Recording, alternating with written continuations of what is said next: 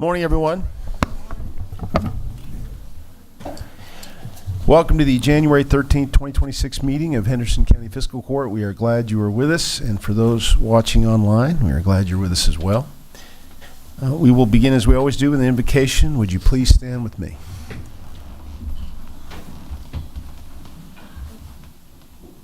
Heavenly Father, please look over this group as we try to make decisions for the good of the community.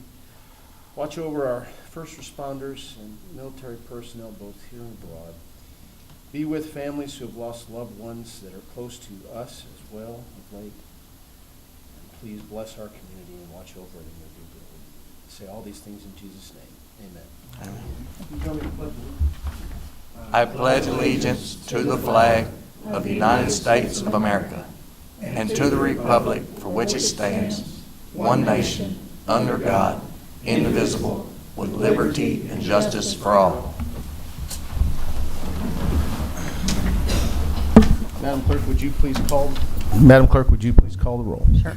Magistrate Starks. Here. Magistrate Berry's absent. Magistrate Southard. Here. Magistrate Tompkins. Yes, ma'am. And Magistrate Putman. Here. Gentlemen, you have before you in your packet the minutes of the December 23rd, 2025 Fiscal Court meeting. After a period of review, I'll entertain a motion to approve those. So move. Second. We have a motion and a second. Any other corrections, clarifications, or additions? Hearing none, all those in favor say aye. Aye. Any opposed? Okay, it's Judges Scholar Day, and we have an absolute VIP in our midst from North Middle School. It is Isabella Sutton, and I'd like Isabella to join me right up here in front of the dais.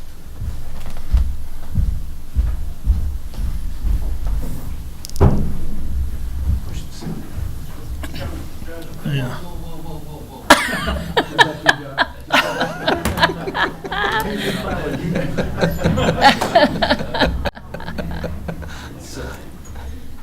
We're going to read a proclamation in your honor. That's all right.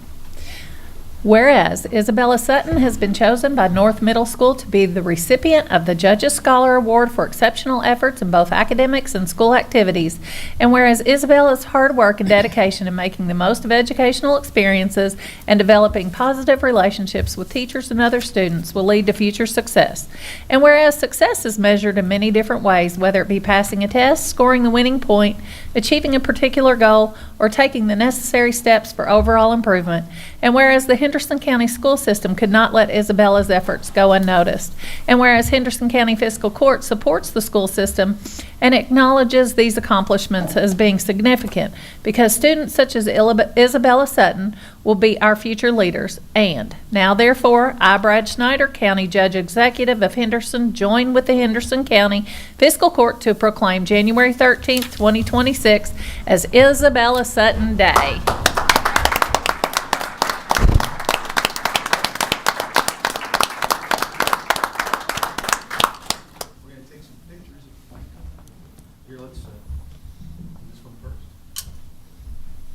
Hey, Ryan, are you a photographer? I'm making more today.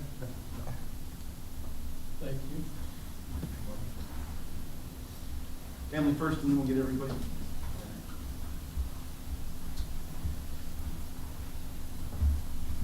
One, two, three. Thank you. You gotta take one more. Gotta get used to the paparazzi. 1, 2, 3. Thank you. Congratulations.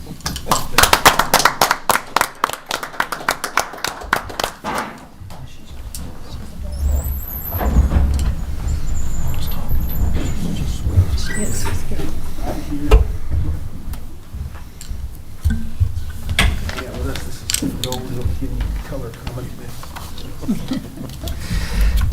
Congratulations, Isabella, and congratulations to her family. I know you're very proud. North Middle School is very impressed with her work, and now you get to sit up here and see how this goes from that side of the dais. So, yeah, I always say you got to fight the urge to vote on things. It doesn't count for you, but I know you might want to, so just be careful. Okay, first off, a couple meetings ago, we approved the annual Warm Center grant that they've been getting for years and years from the Department of Local Government. It's $200,000, I think. My wife now serves on the board of directors of WARM and is proud to do so. It's a volunteer position, but she is a big fan of that program and that facility. DLG sent me word back just wanting me to say that out loud so that there was any kind of conflict of interest questions because she serves on the board, and the grant flows through Fiscal Court, as you know. So I'm just taking care of that. She derives no benefit, personal benefit from the $200,000. They've been getting that for years before she joined the board and will continue to get it for years after, but Department of Local Government thought it would be good to just throw that out there, so I am. And that's all we need to do. Next, we have Kenny Garrett, who's going to give us an update on the upgrades or repairs to the siren network we have, the emergency siren network, had a hiccup at a recent series of storms came through. I know Kenny's been working diligently on this, and in addition to giving us an update on the fixes, he has a proposal or two for upgrades in general, and a list of those was in your packet, and I'm going to have him expand on that. But first, Kenny, you want to give us an update on the repairs? Sure. Thank you, and good morning. So, as you all probably remember, end of December, we had a series of storms come through, and we had a little hiccup with the power at the transmitter site. So, found out that the battery backup had tripped, and basically took down the transmitter that activates all the sirens when 911 pushes the button. So when I found out that there was the sirens weren't working, of course I called and we were back and forth. I realized what was happening, so basically just went up and changed the channel on the radio in our office, which took us off the repeater system, and everything came back up and was working fine. So we did that for the rest of the evening. Sirens resumed within 40 minutes of the initial set off, and we were okay for the rest of the night. Luckily, nothing happened as far as any kind of a tornado spin up or anything like that. So we were good. The next day, I went up and I found out that battery backup had failed, and went ahead and just went and ordered a new one and replaced it. So January 5th, I replaced that battery backup and isolated it from the one that was already there, so that now we're on our own battery backup system with our communications equipment, and it's tied into the generator system that's in the building. So Yeah, we were sharing it with the hospital, which We is were. where this equipment's located. right, Yeah. so all of their radios and all of our radios were all on the same small battery backup, and I think they either took a strike or by lightning or a power surge or something, and it caused it to trip off. So it didn't come back on, which it should have, but it didn't. So with that the way it is, January 5th, we put our own in line, and we've been up and running, ever since. So we're good as far as the system is back on. We really not had any major hiccups in the 8 years I've been here. So this was really the first one that something like that has happened. So we fixed that, and we're moving forward. I got a couple things, though, that I'd like to discuss because it made me start thinking about some complaints that I've heard over the last 8 years regarding the frequency of when we set the sirens off. There's a lot of complaints about, a couple of Marches ago, we had a series of storms go through, and I think the school system probably remembers it probably better than anybody, because they locked down basically the school system and had them all sitting in the hallways for, 2 hours or more, when we had 9 warned tornado warnings come through back to back over a 2-hour period. And a lot of people may remember that. But the sirens were going off constantly during that period, because every time another storm would get warned on, they'd set every siren off in the community. So we've always been on a all or nothing type system where we set off all 34 sirens or none. So one of the proposals that I'm looking at is to actually reduce the frequency of when we set the sirens off. There's 3 levels of severe thunderstorm. The highest level is catastrophic, which basically is 80-mile-an-hour winds or higher, or 2.75-inch hail, which is baseball-size hail. That's the catastrophic tag, that when they send out the warning from the National Weather Service, they'll put that tag on it, and then that sets off all of our weather radios, and we know. That is what I'm proposing we move to.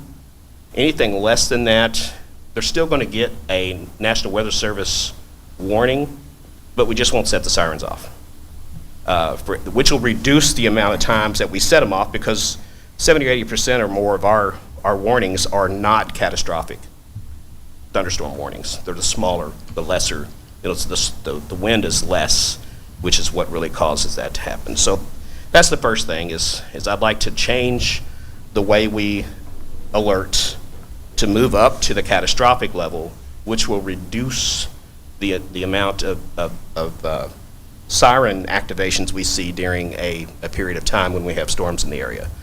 So that's number one. Well, let me talk a little bit about that before we sure. move on. One of the considerations is, in doing that is, and having the alarms go off, the sirens go off less frequently, is people might pay better attention to the fact they're going off. Yep. I think we still have periods of complacency, especially when you talk about storms that result in multiple blaring of the sirens, and people begin to just almost ignore them, and that's not what we want. But Right. anyway, I wanted to make that clear. We're not trying to create more unsafe situations. We're trying to make sure that when the sirens go off, people actually pay Yeah. attention if they hear them. And that complacency obviously is something that's bad, and we don't want to have that. I know that complacency is there, and I think with a good public awareness campaign going into this, get that word out, explain a lot of different things about these warning systems that are out here and the various other ways to get alerted. Sirens are really the last line of defense, not the first. We've got so many different ways to be alerted. We recommend a minimum of 4, and there's a dozen or more. So What are the 4?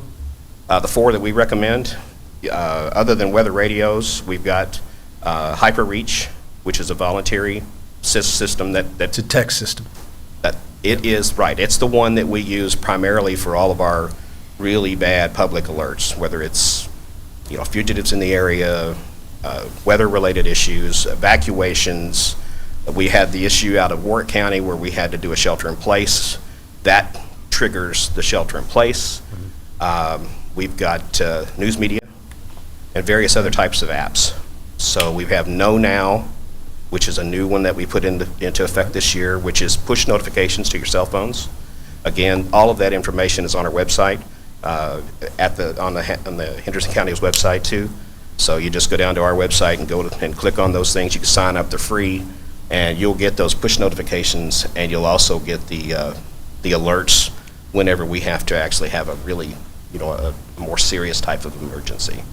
So those are the main ones. There's on the website. There's also a list of other things that you can download and use. There's Storm Shield. There's just different types of weather apps that are there. So there's just a whole mess of stuff that you can get, and you get them right on your phone.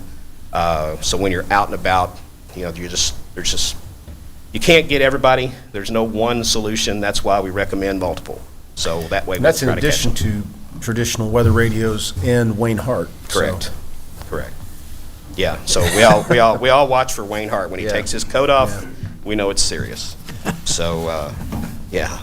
Okay. All right, please so the continue. second thing is, we have a computer system in place that checks the sirens every day, twice a day. And there's a new piece of, an upgrade that came out that I'd like to talk to you about real quick that will allow us to do something that we're not doing. The Know Now software and the HyperReach software both use the polygon-based warning system that the National Weather Service sends out. In other words, they draw these little boxes around the community, and if you're within that box, you're in the warning. Well, that's great. At least we know where that warning's at. HyperReach and Know Now observe that so that if you live within that box, you get the alert on your phone. Well, what we don't have is we don't have it set up to where the sirens go off if you live in that box. And if you don't live in that box, they don't go off.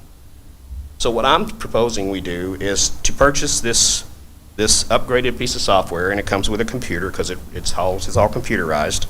It's not a budgeted expense, but it's one of those things where it will allow us to get the sirens in line with the other notifications.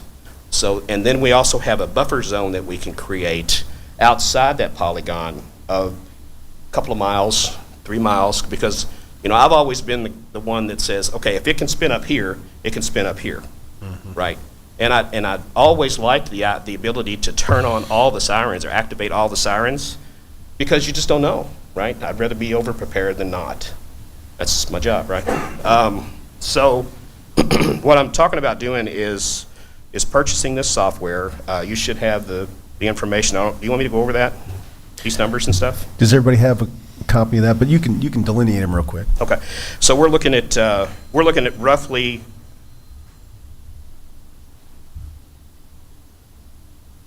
$11,000 to purchase the software initially and the computer to be able to get us aligned with our text-based systems on our phones. And then there's a $6,300 annual renewal that comes. So the initial $11,000 includes the $6,300, but then next year we'll get another $6,300 bill that we'll put along with everything else that we're doing. And that'll get us basically the Polygon-based system. It'll get us remote monitoring and management of all the sirens. So I'll have an app that gets put on my phone, and that way I can monitor and manage the sirens. If I'm on vacation somewhere and someone calls and said, hey, we need another activation, I can click a button and set everything off if necessary. So those are the two main things. There's some other features there that are not quite as prominent as what those are, but the main thing is adding us to the Polygon-based system so that we can really focus on which sirens get set off, and then we can build that infrastructure around it so that we don't miss anybody, and then we keep moving forward with that. And then the remote access, those are the two main things that's there. So what I'm asking is permission to get this done. I'd like to get this rolling before severe weather season gets in here, which is starts late February, and we can get it done and go from there. So Kenny, on this $11,000 and then the $6,300 a year, does the $6,300 keep our equipment up to date, or is that just a membership fee? It's a fee for the software that manages the central point of control to all the sirens. So it doesn't do anything for the siren site itself. Right. Every siren site roughly is about $40,000 if we have to replace it. Right. So it doesn't do any upgrades to the sirens. It just is that communications So it tool. just that communicates package. to the sirens? Yes, sir. And that $6,300 will keep our software that communicates to them up to date? Yes, sir. Every year we keep paying the $6,300. We get all the updates every year, and everything keeps going. Okay. And to drive a finer point on the Polygon advantage, right now, if there's a portion of the weather that looks like it might endanger breed, when we set the sirens off, the sirens in pool go off too, just because of the nature of the way we have the system set up, right? Depends on where the polygon is drawn. But I mean, I'm talking right now. Right now, It's all or nothing. it's all or nothing. If we Yeah. have sirens that are down towards the Webster County line, and they're in Henderson County, and they would affect the pool area, yes. Yeah, so Everything even though goes even off. though pool's not probably going to be impacted by this, in my example. Right. So that's the challenges. Right. Complacency comes from situations like that. Right. And I'm glad you said that there could be buffer zones outside the polygons, because we know it's hard to put weather in a box. Right, it is. Yeah, but I do get the advantage of that, because I do think complacency can be Well, an as issue. that storm moves, and I'll set those up in a southwest to northeast fashion, so that as those storms move, which 90-some% of all the storms all move from southwest to northeast. So we know that. So what we would do is we'd set those buffer zones up so that as the systems move up and across, we would be able to help track that and take that into consideration.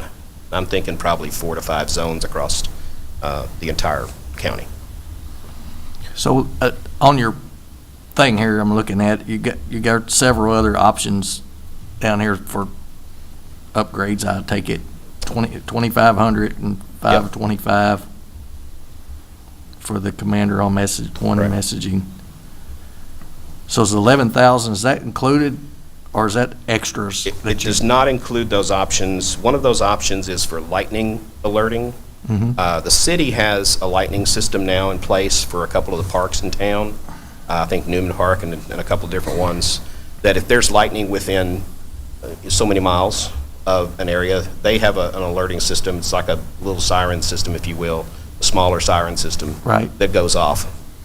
Federal Signal, the company that makes our sirens and makes all this software, they have a similar system that we can add on to this, and that's the 2,500. It's 2,500 per site. And Okay. then, yeah, but, I mean, if we put one, say, out in, I don't know, Sandy Watkins Park, you know, if we get a lot of people out there in the summer and spring moving Right. around, we put a lightning-based system out there, you know, chances of, that'll give them a little extra warning, but they're going to hear the siren in Edwardsville because it's within 2 miles, you know, so they would probably hear it outside. And, So you really don't think that's needed? I don't know at this point. I don't want to say I don't think it's needed, but you know, you can never be too prepared. But it's something that it just boils down to, you know, we could put it in and it's just one more area that's better prepared than not. I mean, how many outside areas do we have where a lot of people congregate other than Sandy Watkins Park? Golf course. Yeah. Golf course, that's a good one. Maybe the farmer's market. But you got Braxton Park, right? You got the road department, which is where one of the sirens is at. That's within a mile. So that siren would cover probably the golf course. We could run some tests on that. We can always add this later. So if we wanted to, we could do a test over at the golf course. One day that you're out golfing, just call me and I'll set the sirens off and we can find out if it works. You know, Kenny, correct me if I'm wrong. I mean, you can have the lightning well before a warning ever gets issued. Lightning can go up to 30 miles away from a storm. Right. And you're saying we're going to up the criteria before the sirens ever go off anyways. It has to be catastrophic. Right. If I'm understanding this discussion. So, in that sense, I would almost think having a $2,500 option at a highly populated area during, you know, summer storm season, I think that might be a inexpensive way to try to keep people informed. Yeah. But that's per point. siren. I understand. per site. I'm not saying Per everywhere, site. but Per in site. certain Well, areas. yeah, So, right, if we have just 2 sites, say Sandy Watkins and the golf course. So it would be on its own independent pole. It would. Gotcha. Yeah, to Bill's point, though, you know, when you hear thunder, you know that everything's supposed to subside, Right. right? Ball games, whatever, you know, so people got to be smart enough to know Right. to get in, Right. and whoever's running that event needs to clear it too, so. On the front of our building at the Peabody, there's a sign right next to our weather ready sign that says, "When thunder roars, go indoors." Yeah, makes That's a sense. National Weather Service campaign for public awareness. So when you hear it, go see where it's at. Hey, Kenny, before I forget, I just want to thank you for the conversation we had after the siren debacle, so I appreciate your time Yes, sir. very much. So what? So I'll do we make a need to suggestion. Do we need to vote on Well, this? I'll make a suggestion. I think we can easily handle, obviously, the 11,075 plus maybe 2,500 for one lightning site to begin to see how that goes, and we can transfer some money from contingency to Kenny's budget to cover this if you so choose. I think I would be in support of that, certainly. So I got a question about what's your maintenance schedule for your battery backups and everything per site? Is that, now that we've had this problem, has that been added to your regularly scheduled maintenance on all these sites, or is that something that you are going to do now so we don't have these problems? I know that can happen outside of that. Right. But is that part of the regularly scheduled maintenance? It is part of the regularly scheduled maintenance. I keep hitting that. It's always been in effect, right? So each siren site, each that's out there's 34 of them, like I said, they all have 4 deep cycle batteries in a separate box, and they will actually, they're connected to the motherboard. I can talk that way with you. I know you understand what that is. So they're connected, and basically, when the system checks in at 6 o'clock or 6:30 and 6:30, twice a day, it tells me if those batteries need to be replaced. So it's ongoing. It's ongoing. It's always been ongoing, so I know when it needs to be Right, I done. thought it was that way, but I just wasn't sure. That's why I asked the question. We keep, every year, we add, I think it's $12,000 line item in our budget for siren maintenance. Right. And it's about $800. It used to be $400, but it's $800 now for Yeah. 4 deep cycle batteries. Yeah, like So everything else. that has doubled while my budget has stayed the same. So we need to keep that in mind moving forward, because those things have to be changed out every so many years. Yes, sir, I agree. Right, okay. And that's good conversation comes for those kind of questions too. So. Yes, thank you. And the software that allows you to check on the system from your app, and does that include testing individual sirens? Can you check on them and diagnose them through that app? Yes. Okay. Yes, that gives me complete control over those sirens, and the testing is already activated now. It's already working without that software. This just gives me more control. Right. Judge, I'd make a motion to move that money from contingency to the line item we're referring to for the warning systems, and the $2,500 for the upgrades or package of the lighting software system. update. So both the $11,075 and the $2,500 Correct. for the software and the lightning warning system? Correct. Okay. We have a motion? Second. Wait a minute, look, still gotta have a 6,300. The 6,300 is in the 11,000. That's in the 11. Yes, sir. For the Okay. first year. Second year, it'll just be 6,300 plus the 25 if we do Gotcha. it every year. So we have a Second. motion, and we have a second. Any other discussion? Did you make the motion? Okay. I'll remind people that we changed it a few years ago, the minute-long Friday afternoon blast of the sirens, the testing, primarily because people were getting a little complacent about that as well and didn't understand. So now they are all sounded off on Fridays, just with 3 short blasts that people may or may not notice, but they are tested. And- Yep. yeah. Actually, just so that you know, it's one 10-second spin up of the siren. So it may sound like multiple blasts, but it's just a quick little tap of the siren, like you would hear if you heard a fire truck going down the road Right. or something, and just 10 seconds, just yeah. about 10 seconds, and that's it. So And you get the Doppler effect. Have we confirmed that all the sirens are up and operating as they should be? at this point in time, I've got a couple that are having some issues. I've got one out on Smith Staples Road that I've got the technician looking at. We had a coax cable, which goes to the antenna, over at 8th and Bob Posey in the city, that got ripped apart. I guess a truck got too close and caught the edge of the Okay. cable and ripped it in half. So I've got a brand-new cable sitting on my desk. It came in this morning. I'm going to take the water department over there and have that replaced today. That'll put that one back online. For the most part, we're 98%, I'd say, at this point, and we'll get all this done blue sky. That way we don't have any problems when it's gray sky. Okay, good deal. Let me just add one thing. You know, we talk about the money that's involved, and it's really, to me, it's all about keeping one family, one home, you know, in an area. You know, it's money well spent, you know, because we're all about trying to protect this community. agree. So, Any other questions? So we have a motion and a second. All those in favor say aye. Aye. Any opposed? Thank you, Kenny. Thank you, Kenny. thank you, Kenny. Thank you. I'm heading to the MSC, going to meet with the National Guard. Right. They've got a deal coming on, so Yeah, you're thank you, late. guys. Appreciate it. I said you're late. I know, I've already got somebody over there. Okay. Thank you. As you know, we've been discussing for more than a year now the ability of county government to reduce one of our basic 3 kind of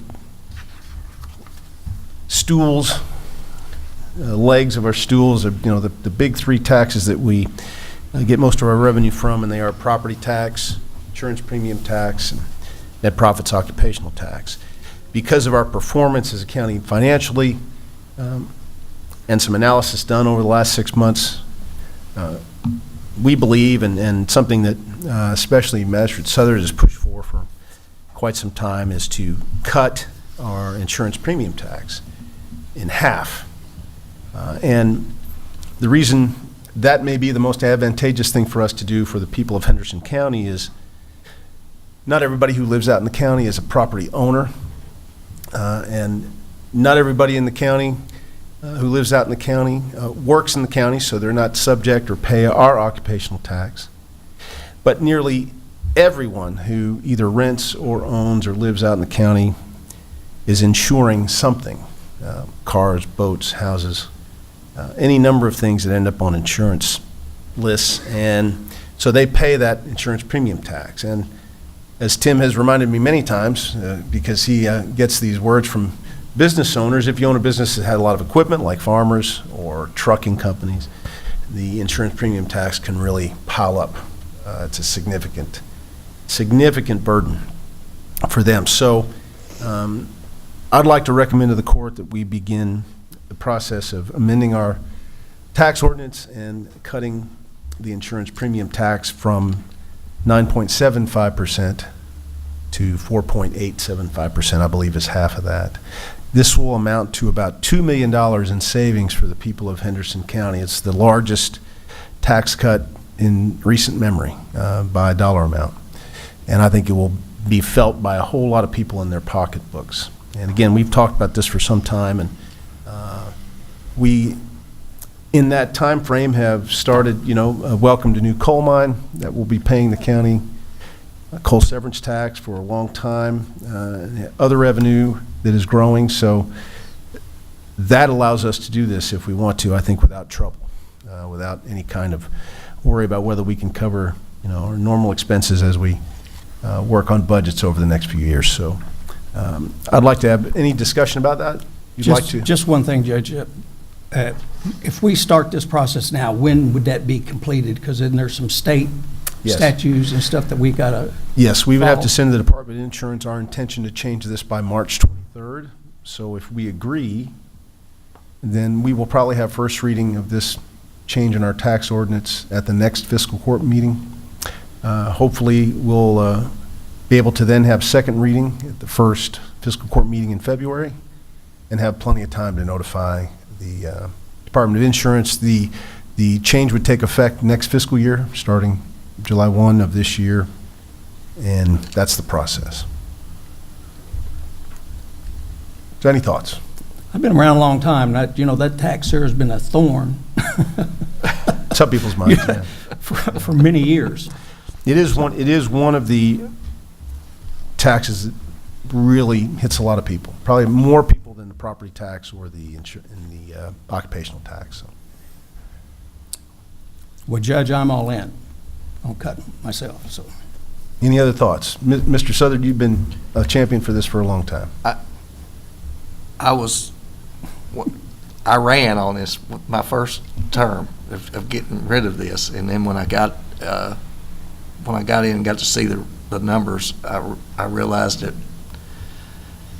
it wasn't what it was called, which was a jail tax. We as the county had actually incorporated it into our budget, and many years before. Many years before we. But since I was elected, we have strived to make smart financial moves, and we've actually got a good fund that we have grown, and I feel like it's without a doubt the right thing to do now. So.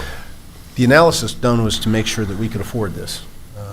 One of the reasons why I think cutting this in half is a smart thing to do, because eliminating the $4 million that the tax typically brings in, or close to bringing in every year, eliminating that for our budget would not be sustainable at this point. Everything, just like the average household, everything we buy is going up, the price is going up, and just to make sure we did not have to come back in a couple of years and ask for some of that back, I think cutting it in half is a good start. It will be very impactful to local families, but I think it's also conservative enough to make sure that we don't get in the red.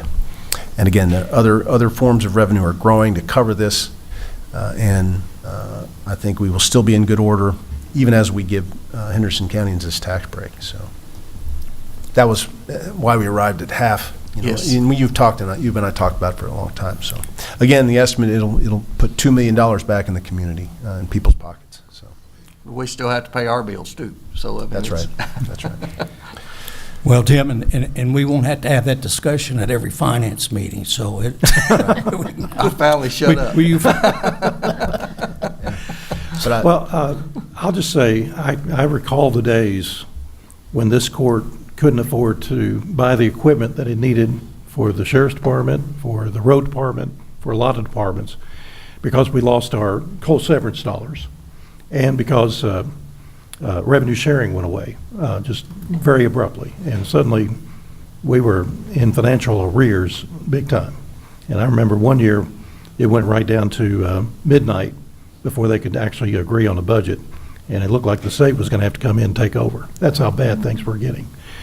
Some hard decisions had to be made, and passing the jail or insurance tax was one of them. But certainly, I agree, we've got to review all these, our revenues as well as our expenses. And that's what we do as a fiscal court. When it makes sense to make cuts and to make adjustments like this, I think that's what we are charged to do. And so I'm like Butch. I think this is, especially now in light of the coal severance that is coming in, that will, pretty much help us defray this, balance this out, keep our spending. I think it's just, really the right thing to do. Any other thoughts? I'll point out that, since I became judge and worked with several fiscal courts now, we have not raised our tax rates a penny in that time, and still have been able to achieve one of the best records of financial strength of any county in the state. Not just counties our size, but any county in the state. So, as you know, we've been looking for an opportunity to do this, and I think that the time's arrived. So, I appreciate the comments. I'm not sure a vote's needed, but I'll take one anyway if you want to move forward with preparing the language and having first reading as soon as possible. I'd like to make a motion to move forward with taking the insurance tax from 9.75 to 4.85. And I believe it's 4.875. 8.75, yeah. My math is right. Okay. And So we have a motion. I'll second it. We have a motion and a second. Any other discussion? All those in favor say aye. Aye. Any opposed? And we will get that done. Next, we have some bid openings. Nick Stallings has some bids to open. And these are for road department materials for this year.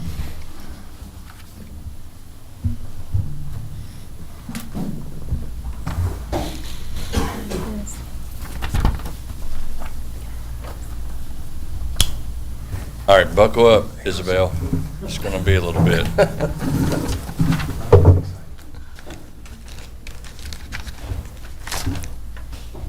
All right.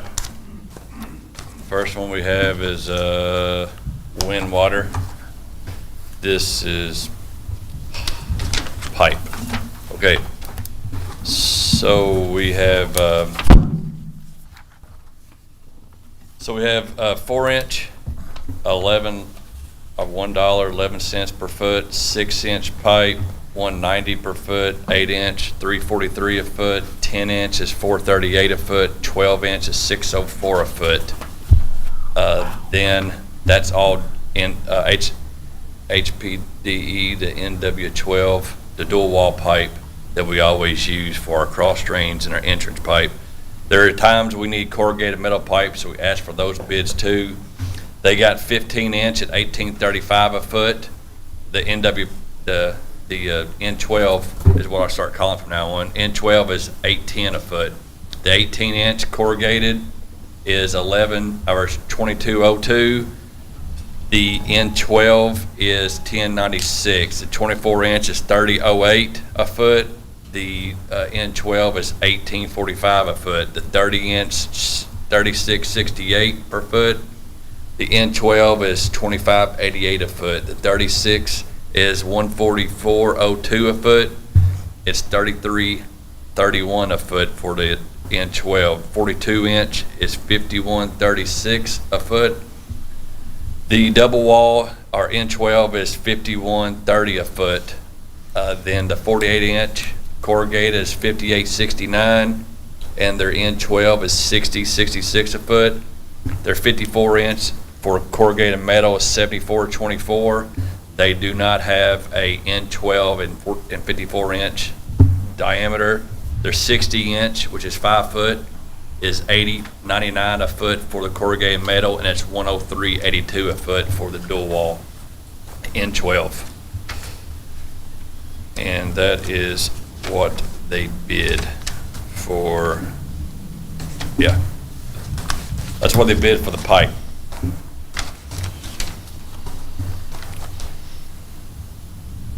All right, we have, let's do all the pipe first. How about that? So everybody remembers all the numbers. All right, so we got Ohio Valley. They're showing up with some pipe numbers. Okay, so their 4 inch N12 is $130 a foot, 6 inch is $228 a foot, 8 inch is $380 a foot, 10 inch is $465 a foot, the 12 inch is $638 a foot. That's all for N12. Now 15 inch corrugated metal is $19 a foot. The N12 is $855. 18 inch is $23.40 a foot, $11.58 for the N12. The 24 inch is $31.95 a foot. The N12 is $19.48 a foot. The corrugated metal on a 30 inch is $38.95 a foot. N12 is $27.30 a foot. The 36 inch corrugated is $46.75 a foot. The N12 is $35.15 a foot. 42 inch corrugated is $54.50 a foot. The N12 is $53.20 a foot. The 48 inch is $62.30 a foot for corrugated. It's $62.90 a foot for the N12. The 54 inch is $76.85 a foot. And again, they don't. N12 is not made in 54 inch diameter. 60 inch corrugated metal is $83.85 a foot, and the N12 is $106.65 a foot. Need to repeat anything over there? You got it all? All right. Make sure we got it for everybody here. That's all of our pipe, people. That's all of our pipe. All right, so now we're Mulzers. They're going to do a rock.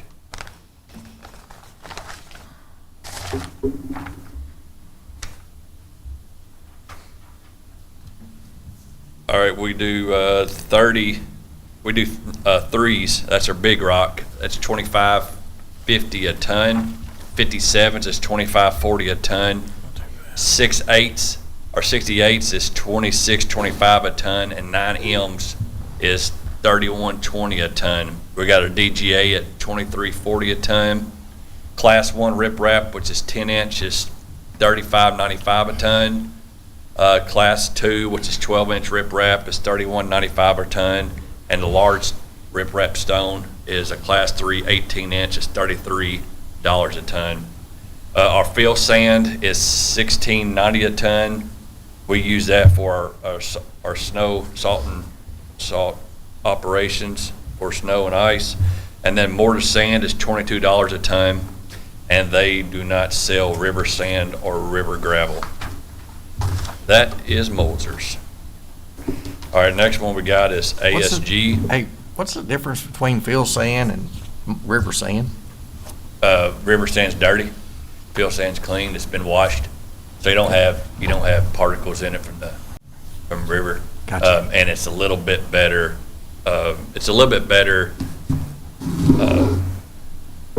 I guess it's screened better, so you have a little bit better. Less rock. Yeah. That's fine. Yeah, I forgot that cool word. I'll remember in a second. So, okay, 3s and 4s, they have $25 a ton. Their 57s is gradation. That's it, Timmy? Gradation. Okay. All right. So 57s is $25.50 a ton. 68s, or they got 67s there, same type of rock, number 6, number 7 stone, is $26 a ton. They're 9 M's, which they run 8 M's there, same deal. It's $27 a ton. DGA is $24 a ton. They have their 10-inch riprap at $32 a ton. Their 12-inch riprap at $32 a ton. They do not offer Class 3 stone 18-inch riprap. Their fill sand is $15 a ton. They don't run mortar sand.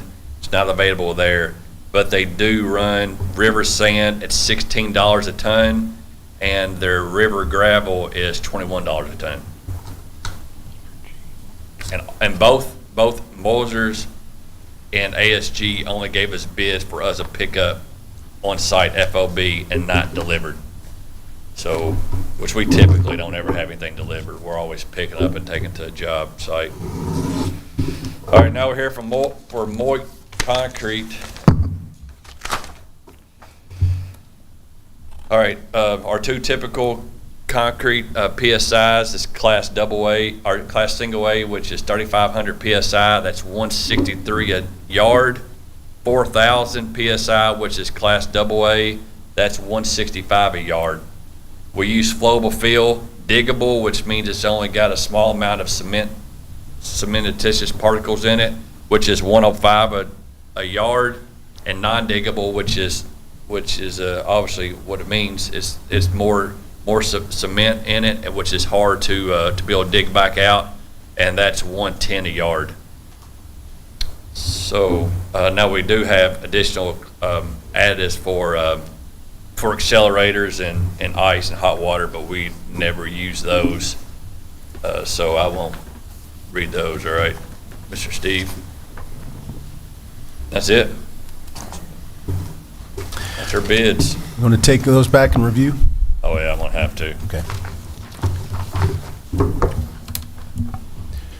Thank you. Anything else? Everybody good? Make sure everybody's happy with this. It's good to see the Anything repeated? return. Good to see the return of the bid opening, Nick Stallings machete. That's right. Anybody need any repeating? Everybody good with that? Thank you.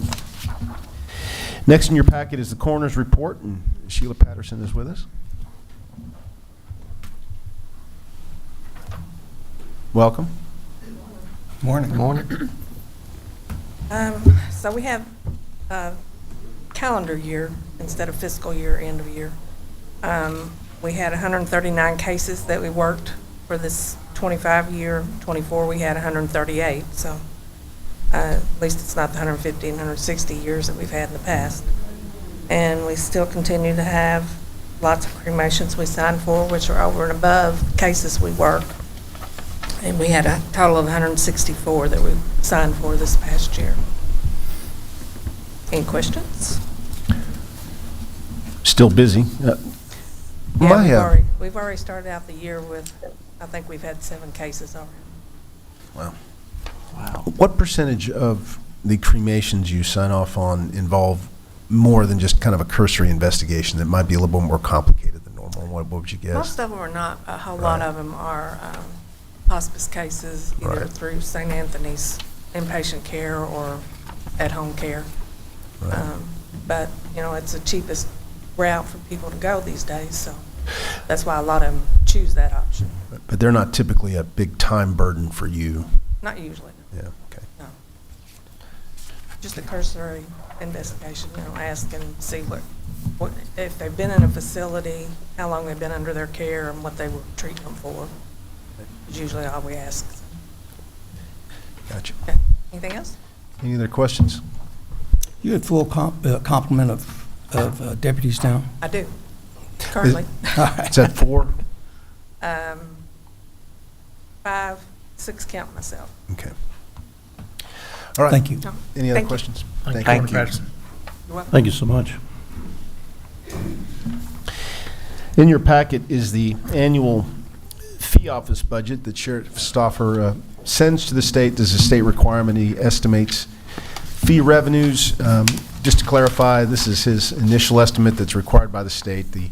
We get more deeply into estimates when we budget, but this is required of him every fall, and he has been very conservative with his estimate the last couple of years, and fairly accurate as we get into the budgeting cycle too, not too different, but we have to accept this and pass it along every year. Anything you'd like to add? No, it's about an increase. It's about 10% increase from what we estimated last year's January revenue budget that we submitted. Any questions about that? Sheriff, just to be clear, this is essentially telling the state what the maximum is going to be. It's, you can't go over this amount, so you kind of guess a little bit. I think that's the spending budget. No, this is the revenue. So The revenue, I'm it's sorry. opposite. I'm sorry. So it's the opposite. You don't want to go below. You don't want I'm to go sorry. below it, Yes. so Yeah. it's very conservative, so Sorry. we don't. Right. Any questions? How are collections going, by the way? Well, going well, as well as can be expected. I mean, I don't have a percentage, but, it slows down because now we're into the 5% penalty. Yeah. So, And that But no. goes up the end of this month? yes, correct. They have until January 31st. Right. Any other questions about this? I'll need a motion to approve. So moved. Second? We have a motion and a second. Any other comments or questions? All those in favor say aye. Aye. Any opposed? You also have the sheriff's regular monthly report in your packet, and after looking at that, if you'd like to, or anything to add to that, No, sir. entertain a motion to accept that. So move. Second. We have a motion and a second. Any other questions? All those in favor say aye. Aye. Any opposed? Thank you. Thank you. Thank you. Thank you. Thank you. Mr. Gold, we're going to go to your report here. Judge, I've got a total of 9 checks today. Health insurance, $16,892.77. Dental, life, and vision, 2 checks, one for $739.36 and $11.10. Aflac, $364.74. A flow-through from the city, $458.33. 2 interest checks, $82.19 and $30.40. Reimbursement to the county budget, $3,937.10, and jail fees, $60, bringing today's total to $22,575.99, and the fiscal year to date to $139,606.60. Ms. Isabella said she's never handled $22,000 plus, so I'm going to ask her to hand that to you. Move to accept. Second. We have a motion and a second. Any other questions? All those in favor say aye. Aye. Any opposed? Thank you. And Treasurer Ryder.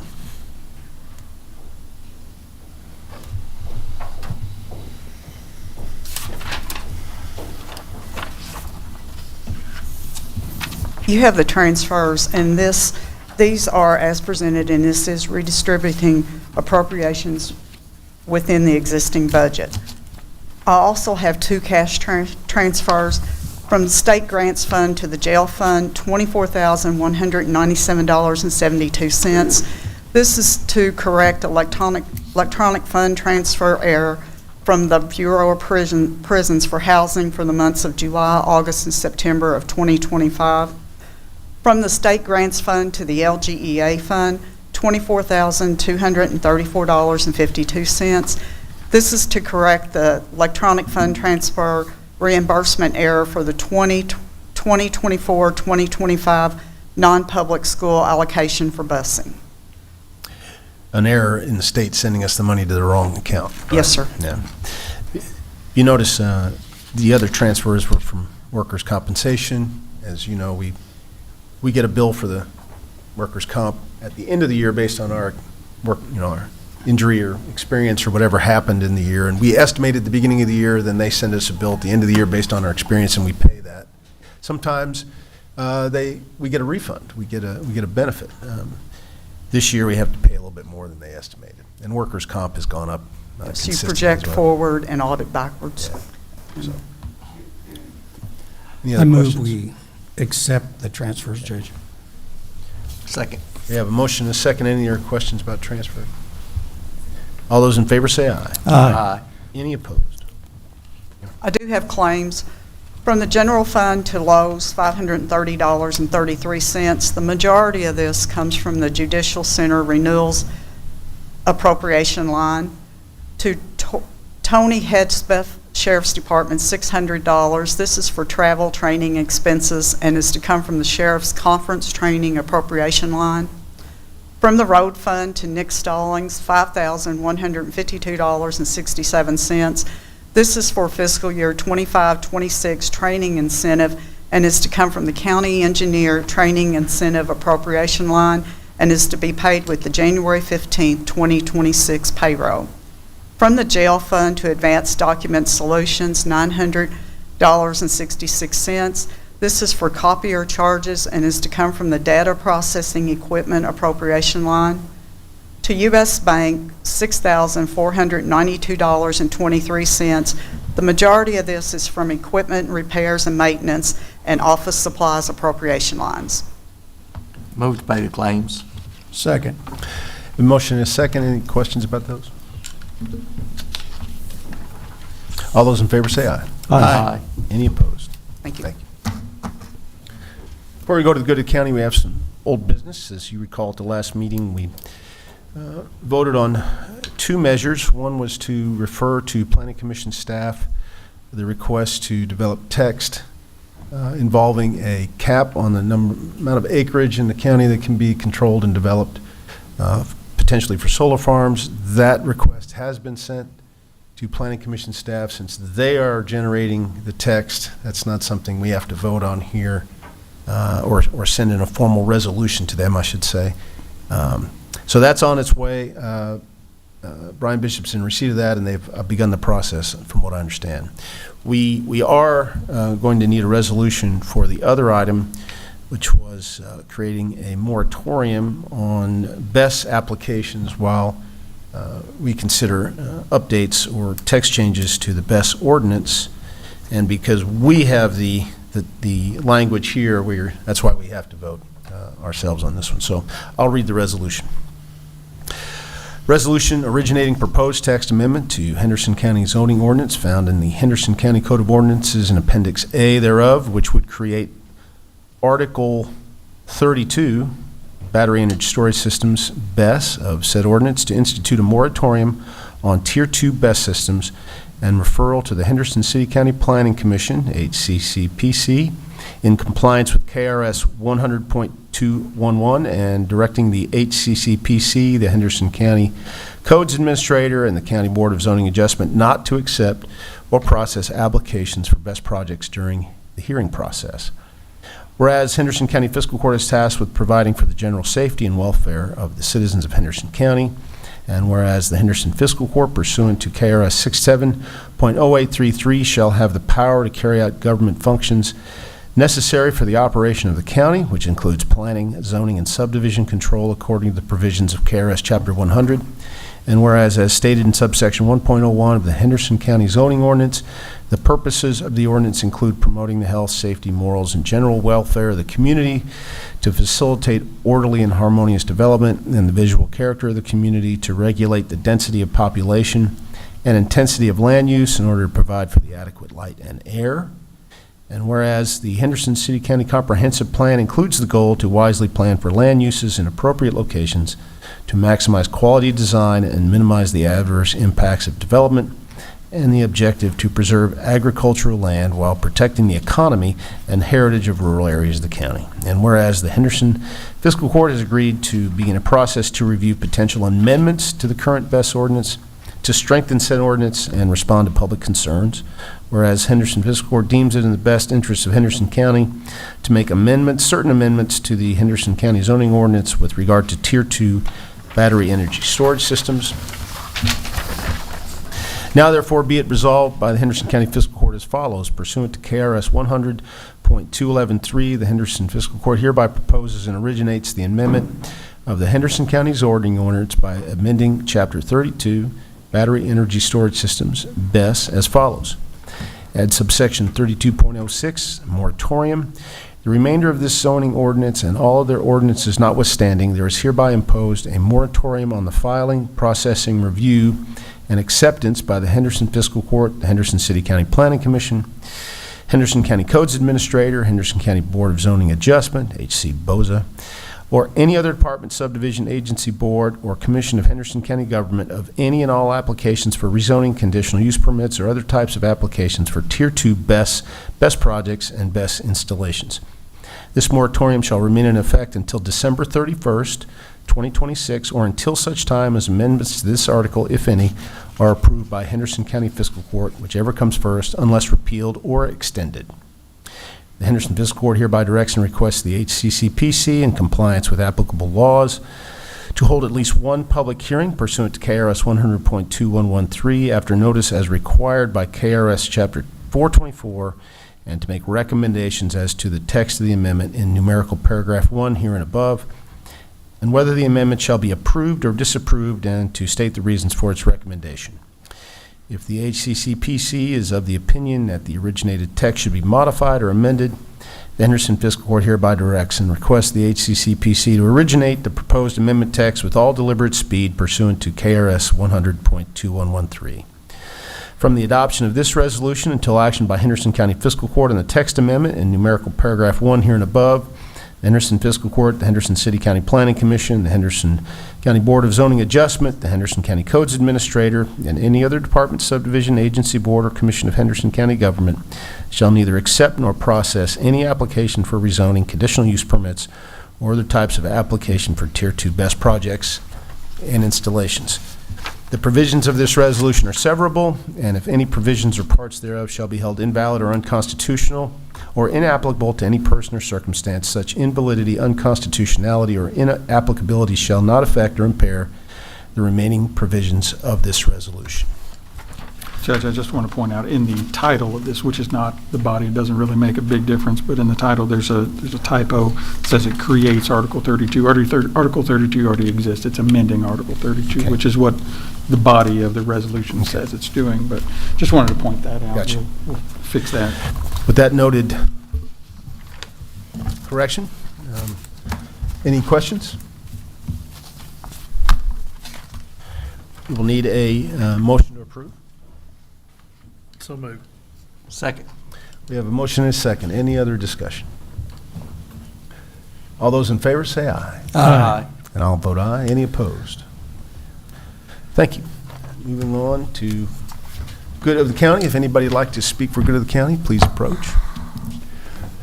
Please introduce yourself. All right, Reverend Charles Johnson, Executive Director for the Henderson Human Rights Commission. Happy New Year to everyone, and congratulations to Miss Isabella and her family being appointed and elected a Judge Scholar. Always excited to see our young folk, the positive things they doing. Just want to come and let you know about our Dr. Martin Luther King Day of Celebration program. Will be next Monday, January the 19th. At 12 o'clock noon, last about a little bit over an hour-ish. Reverend Dr. M.O. Ford from Hopkinsville will be our guest speaker, and so we're encouraging all to come out if it fits your schedule. Our very own judge will be on program to bring greetings on behalf of the county.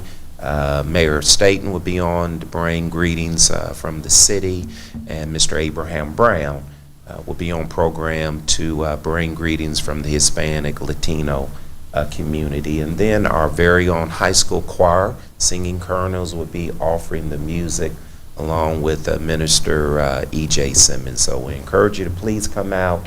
Thank you for your support. And WSON will be live streaming for us as they always do. We certainly appreciate all the work that WSON provides for us. So thank you, and good to see everyone. And I got to compliment you. You managed this event for several years now, Yeah. and it always is really enjoyable. And We've had great speakers, so Yeah. hopefully weather looks like it's just going to be cold. And the last few years we've had to cancel the in-person service, and our speaker went to the WSON studio and did their speech. So hopefully we should be in person. thank you very much. Thank you. Yeah, and that's at First United Methodist, I believe. Yeah. Yes. Gotcha. Look forward to being there. Anybody else like to speak for good of the county? Please please introduce yourself. Cindy Bigwormer, good morning, and I just have some questions. In August, Jeremy Harms with Geronimo Power and Unbridled Solar reported to Fiscal Court that 4,000 solar panels had been damaged by hail and 32 by gunfire, and that they were being replaced and sent to Arizona for recycling. Since November, I have been corresponding with Carly Domeyer regarding the damaged solar panels. Carly is the Community Engagement Specialist with Geronimo Power Unbridled Solar. Early email exchanges were confusing to me, and on Friday, January the 9th, I was surprised to learn from Carly that approximately 9,500 total panels have been replaced, not 4,032 panels that were reported in August. Carly indicated that 6,500 panels have been sent for recycling and 3,000 are currently staged and awaiting shipping for recycling. Was Fiscal Court aware of those change in numbers? No. No. Well, it just seems, we've been following in good faith information that was reported in August, and we were either given incorrect information or information that needed to be updated. I'm just, just seems like there's not much transparency there on that. So the model of the damaged solar panels we have learned is First Solar Series 7, TR1. I'm concerned about the environmental impacts and possible leaching of toxic chemicals, including, I may say these wrong, cadmium and tellurium. I'm providing you guys, or one copy that y'all can share amongst yourself. I'm providing some early research I've done on the solar panels that cause concern of leaching chemicals. I have some pictures of the laydown yard at Unbridled. I'm not sure if the solar panels that are in the pictures are the damaged ones or not, but can a magistrate or county codes or someone check to see if they are and if they are leaching? I know it's not Fiscal Court's job, so maybe you could hire someone to check into it and also do soil and water samples. Proper testing of the exact areas where the panels were damaged and stored compared against ground that has never been near or under a solar installation needs to be done. That way we know, if there's been any leaching. Did you also notify state EPA of your concern? No. I just learned this on Friday, the weekend, and no, I have not. Do you know how to? I'm sure they have a website, Yeah. but I don't know. Could you send me that information? Yes, and in your correspondence, I think I got copied on those messages. I think you asked this of the representative, and they had answers on that. Yeah, I don't know if you were copied on the one on Friday. I noticed it appeared at a glance that she just sent it to me, but I'm not sure. I was referring to your questions about leaching and things like that. She responded to that, correct? Who, Carly? Yes, I think I haven't had any. Toxicity. Did you ask her those questions? Oh, yeah. Now that was early on. She gave me I don't want to misquote her, but that's some of the information I have here. That testing that she referred me to look at, I can't remember what it's called offhand. Something 13. I think I remember her answering that question. But I don't believe in that testing that covers the tellurium. I don't think that chemical falls under that testing, is what I've learned. I will relay to you the number to call at state EPA, which governs these industrial issues. Okay. Okay, let's see. So would anyone, would any of the magistrates, county codes, anybody be willing to go out there to see if those panels are the damaged ones and if they're leaching? I think we don't have the expertise. I think the state EPA does, and they cover industrial issues like that. Okay, could Fiscal Court possibly hire a private company to do those things if EPA doesn't? Again, it's state EPA, and if there is an issue, they will do something about it. Okay. Since we are currently under a solar moratorium, now is the exact time to see what the hazards are and see what decommissioning and damaged or defective panels means. This industrial solar farm became operational on February the 10th, and in less than 1 year, we have learned of a significant number of panels that have been damaged. We have received conflicting information or not been provided information. I plan to continue communicating with Carly and Unbridled and asking questions of the company. I have a lot of questions to ask them. The questions I have been asking actually lead to more questions. I have data sheets for the solar panels, solar panel research information, and a copy of the email that I received from Carly, along with pictures of the solar panels in the laydown yard. And I do appreciate you taking this seriously, and I'm certain we can all work together to get the answers we all deserve. Thank you. Can I give this to you? Sure. Okay. Hey, Cindy, that Carly, she worked for the solar company? Carly is, yes, she works for Geronimo Power. She's the community engagement specialist. Okay. And she's who I've been. Just a new name I hadn't heard.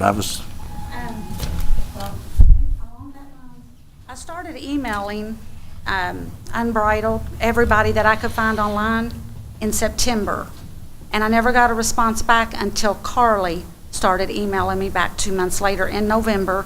And I don't know if she was new or not, but I'm guessing maybe she was or is. But so I have had correspondence with her, and no one else has corresponded on it from that company. Okay. Thank y'all. Thank Appreciate you. it.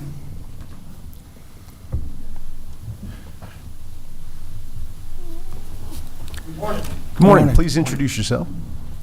David Mays, I live on Middle Delaware Road, and that is a road that was recently blacktopped. And usually whenever they blacktop, I spoke with the guys that was blacktopping, and they said, we don't understand why we're blacktopping this road, but I do, because it's, even though we're saying that we're not letting the wind turbines and all that come in here yet, it's still on the board of thinking about, that's one road down through there that's going to lead to, Middle Delaware leads to Upper Delaware. Upper Delaware leads to the river bottoms, okay? The amount of blacktop that was put on there was 5-6 inches of blacktop. I've never seen that much blacktop put on the road. Now, one thing, it's, in my opinion, is just as my opinion, I think that y'all are preparing these roads for the heavy equipment that's going to be going down them, okay? My opinion, all right? And we know everybody's subject to their own opinion. Now, with putting all that blacktop on there and raising it up, y'all have created a danger. And I can say that for one reason, because about 2 weeks ago, I met an UPS truck, and the roads are narrow, so I got over. Whenever I got over, I fell off the shoulder. I overcompensated, we hit mirrors, okay? That is a danger. And I'm pretty sure we never do put this much blacktop on. Pardon? Oh, no, hell no, I promise you. I've seen it. Mr. If you want to ask questions of Mr. Songs, I need him to come up here and speak in the mic. Please. I live there. I don't know what was discussed or anything like that, but I watched them. They put down a layer about this much. They put a fabric down. They put another layer down. That was only on the end point, the fabric. No, that's running down in front of I live at 18601 Middle Delaware Road. The bid they only had was for base and surface, which we call binder. Their surface they used was 1.5 inches. I had the calculations determined for all 4.6 miles of Middle Delaware Road that had a high cracking rate. When I do these, I've got 427 miles. 427 roads in Henderson County. 375 miles of them are asphalt that I go back through and I check. I do road ratings. I do crack ratings. I do some that have rutting. I do that more than just hey, what roads are going to pay this year. Okay, now let me ask, I'm sorry. Why did y'all extend Upper Delaware Road towards the river, hit the gravel, and extend the blacktop on down to Freeman Piercy. To have that stop at the intersection. There's neighbors in there that are in front of, that are in front of gravel. Nobody's on down there where that went. That take us to our intersection, so that way, when we prepare roads, I don't have to take a grader down there, turn it back around and send it through.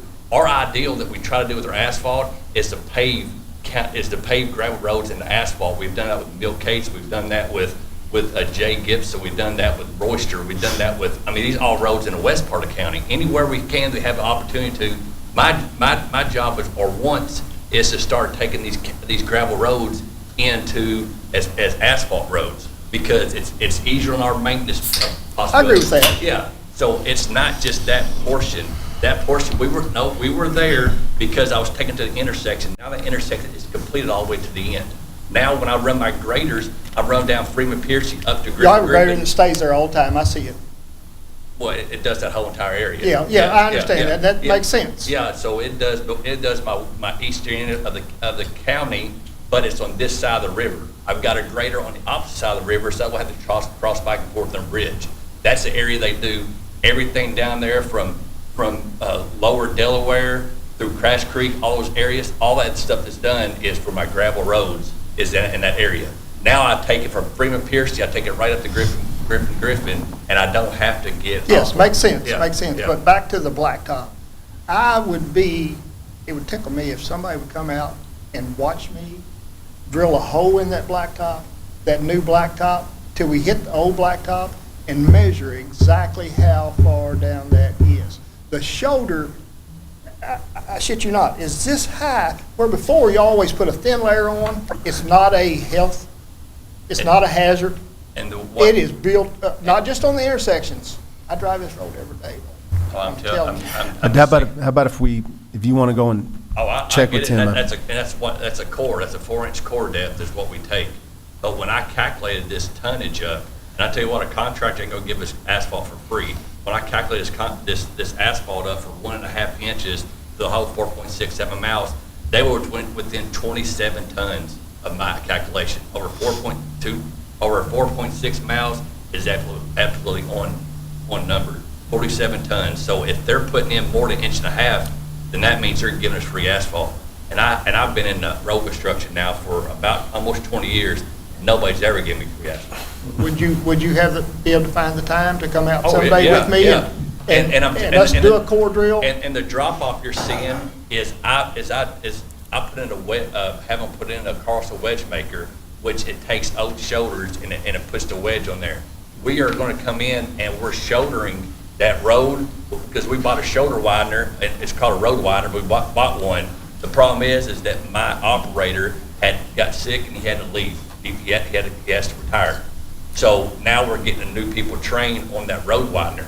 It was obviously unexpected. You don't expect somebody to get sick and have to retire. So now we're getting a new trainer to come in there, and he's running it, and we're getting a new piece of equipment that can push a road widener. We have road widened. We have put shoulders on about 34 miles of road in the last 3 years since I've been here with that road widener, and Middle Delaware is one of them. We're going to do Middle Delaware. We got Sportsman Road. We have Upper Delaware. We have a portion of Jones Brothers, another one that we paid this year. We have Jay Royster we're going to do. We have Jay Gibson we're going to do. So I've got extensive list on everything for shouldering, for widening, for asphalt, for gravel, for what needs to be rocked, what doesn't need to be rocked, what my road ratings are for all these roads. I mean, it's something that I take seriously in what I do. I spend numerous amount of hours at work, plus on nights and weekends that I don't have to, that I do. I spend driving around looking at these things. I've spent numerous amount of time because I care about these roads. I'm not questioning I'm not questioning you whatsoever. My question is, why, at this point in time, have we come in here and built this road up this much, according to me, what I'm seeing, until somebody proves me wrong, and we dig down through there and see how much blacktop is there, And like I said, we're going from the Parkway all the way down here, and then hitting Upper Delaware Road, going to the river bottoms, where these projected wind turbines are going to be. It's kind of fishy. Mr. Stallings, have you ever been instructed or figured out how you're going to pave any road in the county based on where a wind turbine could be situated? I could tell you, I don't know where all they're going in at. What I do on this is asphalt, just to let you know how asphalt's done. When the contractors pull their machines, their asphalt pavers, the MTVs, or the rollers, they're driving all around this county, they get paid no dollars. They only get paid when asphalt gets laid down. So me trying to be the best for the county, I pick roads that are, so basically Middle Delaware Road, they're going down Middle Delaware Road, and all of a sudden they take a left. Down on Upper Delaware. They don't have to trailer those, don't have to move those. So I was able to get a low rating Upper Delaware right there in that section, all the way through to Middle Delaware, and they never had to pick up their equipment. Okay. So my thing is they only get paid for asphalt. I'm telling you, I've done this for 20 years. I figured out what's the easiest, what's the quickest, and what the most bang for your buck as you can. If they got to haul equipment, they get paid no dollars. If they got to bring a low boy, You're going to get a better deal whenever they can just keep running. So that's what I did, and that's what I did on that one. But you look at all the rest of them. I did Jones Brothers again. That had a low. They had a very high RI, which what I call for my. I don't know about Jones Brothers because I don't track. I seen that y'all paved it. Okay. Is it okay if you need to continue this conversation, do it outside? Yeah. Yes, we can. You can. Yeah, I Now, appreciate another it. thing is, back to the turbines. As far as the environmental, I drove down Upper Delaware Road the other day towards the river. Before you, I'm sorry to interrupt, but, now that we're in the process of having public hearings about wind turbines, we really don't need to be, fiscal court doesn't need to be commenting on wind turbines, but I absolutely urge you to go to the public hearings that are coming up. And if you have concerns about wind turbines that are relevant to the conversation of that public hearing, please let the When's that planning gonna be? commission know. There's a whole schedule. You can go to the planning commission. They have scheduled these over the next year. I think there's one every other month on different topics, and they will welcome all the public comment that people want to give. But y'all can redo the moratorium at any week and cut it off. It doesn't have to go all the way to December. We So I passed. want to make sure I get my 2 cents in there to people think about it before. I understand, It runs but out. I'm encouraging you, strongly encouraging you to use your comments at the public hearings in front of the planning commission. All right. I really appreciate it. Thank you. Thank y'all. Thank you. Thank you. Thank you for standing up for us a lot of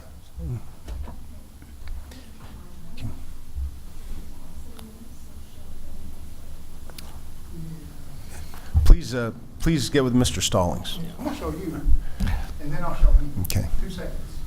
Just one thing to go. That's not an inch and a half.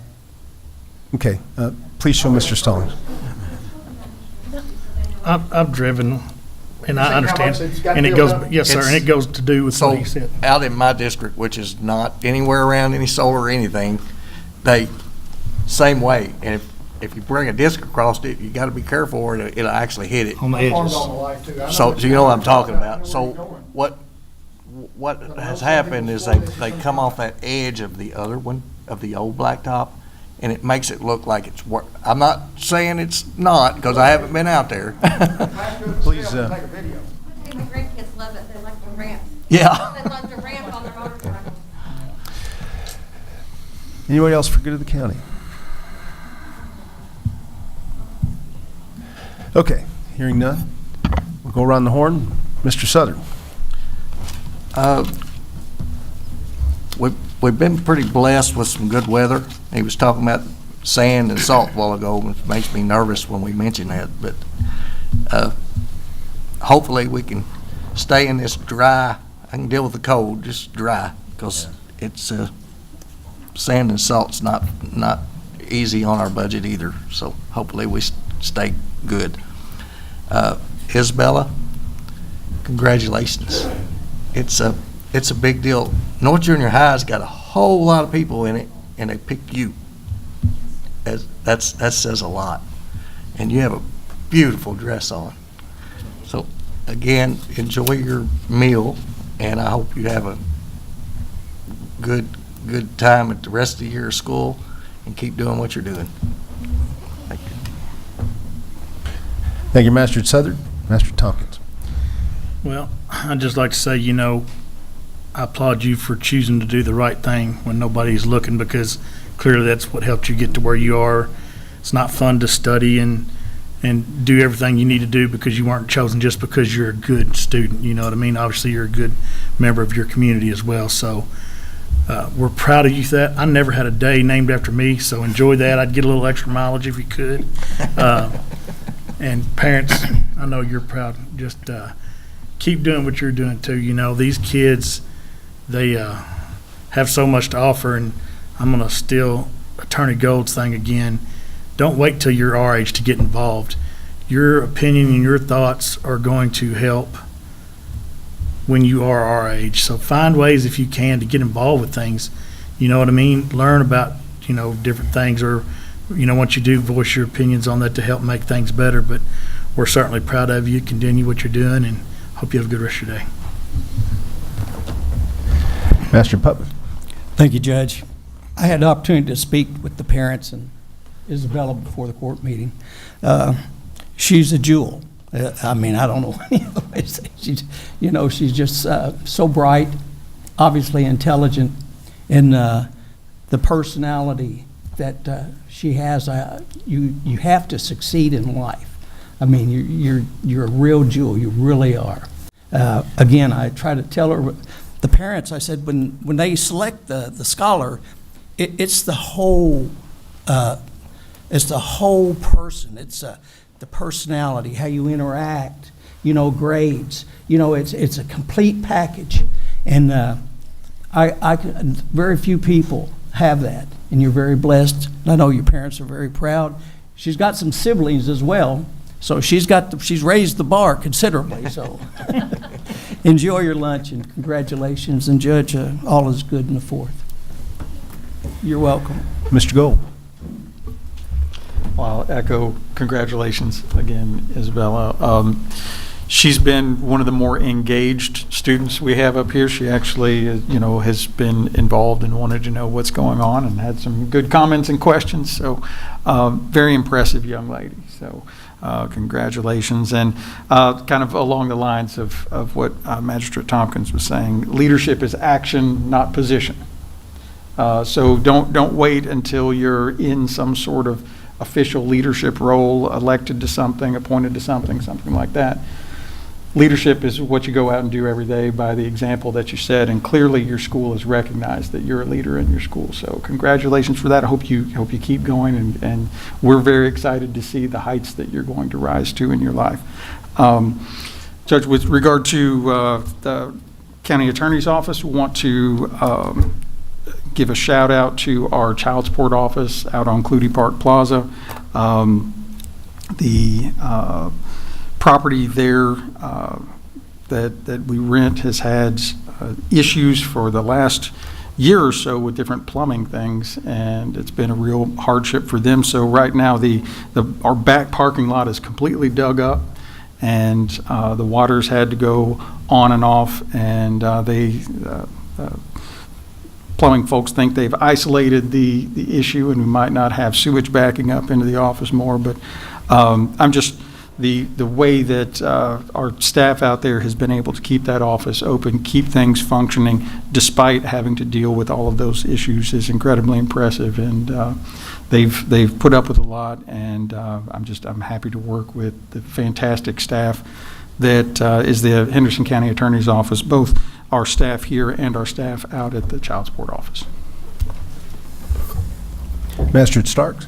Thank you, Judge, and good morning, everyone. Thanks for coming out. Thanks for watching and listening. And I just wanted to say, Isabella, congratulations, and I know your parents are very proud. And I wanted to make note there was an old radio feature on NPR that used to be called the Prairie Home Companion. And the host of that, Garrison Keeler, would often close out the show by saying Lake Wobegon, which was the fictional town that he talked about, was a place that had all the women were strong, all the men were good looking, and all of the children above average. Well, I think he was actually talking about Henderson. So I agree with everything that the rest of the court has said. I think you're remarkable. Keep up what you're doing. I know my mom told me a long time when I was making that transition from middle school to high school, that is a very awkward period in your life. You're going through a lot of changes, but I'm sure you're gonna make that transition very smoothly. They're gonna work with you every way they can out at the high school. I've seen it before. My sons went through it, and it'll be fine. So keep up the great work. Enjoy your lunch. Don't forget to order 2 desserts. Yeah. And Keith Berry, my good friend here, is absent. He would say, hopefully you took good notes, because there will be a test at the end of this. They didn't tell you that. Oh, well. Okay, we'll skip it this time. Especially on the rock. Isn't that mean? Isn't that mean? Congratulations, and we look forward to lunch. Isabel's going to be joining me at Lions Club, where they have multiple desserts for you to sample, and that's right. So I'm going to enjoy that, and congratulations. It was a big deal. It's a big deal. I will say, I hope everybody noticed the announcement yesterday from KYTC, Kentucky Transportation Cabinet, about the establishment of a bi-state authority between Indiana and Kentucky, establishing the group that will issue bonds for the new bridge, the I-69 bridge, and also oversee the tolling functions. The really key part of that whole press release, if you read it, was the option now of running US 41 over the new bridge and renaming the road that goes over the twin bridges and along the strip as a state road. And I can tell you that that change is probably the most significant change the states have made towards keeping both twin bridges open and toll-free. It's a great development. There's a lot of technical aspects to that change, but basically it means that the bridges and the strip will no longer be on the U.S. National Truck Network, which US 41 is a part of. Therefore, they can institute things like weight requirements and other potential rules, which would, again, help us make sure that we keep the twin bridges, both twin bridges, up and free. So it was a momentous announcement for many reasons, and there are lots of variables still left. None of that will happen until the new bridge opens in 2031. But as far as a milestone in part of our efforts to keep both twin bridges open, this was a major one. And we'll be hearing more news about that, and hopefully both states agree on, ultimately on that change for 41, but it seems like they have. So it was a big day for advocates for the bridge and also advocates for keeping the twin bridges. This week we'll be at the Kentuckians for Better Transportation Conference in Louisville, where we always attend and have a booth there among the vendors, giving updates on the I-69 bridge project. There will be a breakout session devoted to it, and we'll also be talking to KYTC officials, including Secretary Gray, who's going to be the featured speaker again, and making sure that we can do everything we can at the local level to keep that on track and hopefully open by 2031. But with that, I will entertain a motion to adjourn. So move. Second. We have a motion and a second. All those in favor can leave.